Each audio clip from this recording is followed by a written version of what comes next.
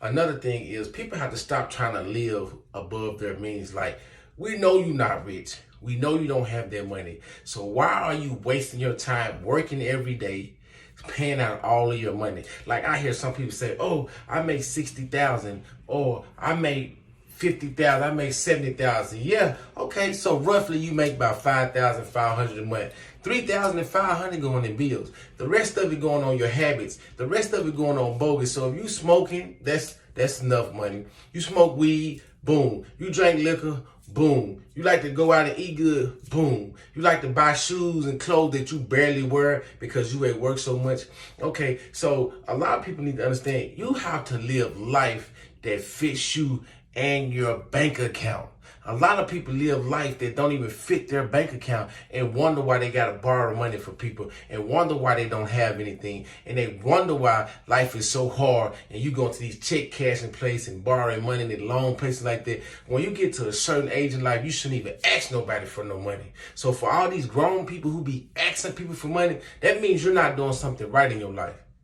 That means you're not doing nothing right. If you over the age of 25 and you still asking people for money, that means you're not doing something right in your life in the United States. Now, if you're in another country and you asking somebody for money, from what I've seen, they don't have a lucrative amount of jobs and money. So that's understandable. So they can do that. Their level of struggle is different than the level of struggle in the USA. But people in the USA asking people to borrow money, come on. If you got to buckle down and get you a second job, just buckle down and get you a second job.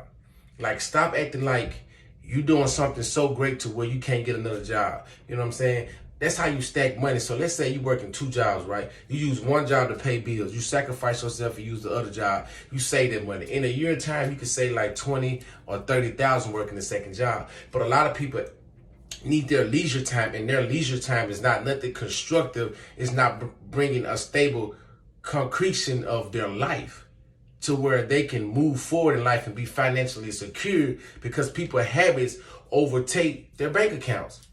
You know you shouldn't move here. You know you shouldn't move there. And you still go and you struggle and you struggle. And you have little and little and little. And I always say, why you struggling?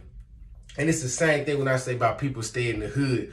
You can get out the hood if you want to. You choose to stay in the hood. You like that lower style living and stuff. Yes, in the USA, being an indigenous person like us, it makes things a little difficult, but you still can find a way to move around. You just have to carry yourself differently. And another thing y'all gotta do is y'all gotta stop being in these politicians' wars, president back and forth wars with USA. Let them people